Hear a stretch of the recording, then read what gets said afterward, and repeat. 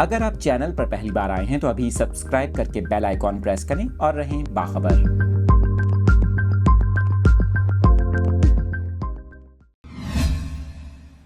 اہم خبر کی تفصیلات شیئر کر رہے ہیں آپ کے ساتھ۔ آپ کو بتا رہے ہیں کراچی سمیت سندھ بھر میں ٹائیفائیڈ ایکس ٹی آر کے کیسز میں اضافہ ہوتا جا رہا ہے۔ NICH نے ٹائیفائیڈ ایکس ٹی آر سے متعلق رپورٹ جاری کر دی۔ آپ کو بتا رہے ہیں NICH کی رپورٹ کے مطابق رواں سال کے ابتدائی 4 ماہ میں ٹائیفائیڈ ایکس ٹی آر کے 335 کیسز رپورٹ ہوئے۔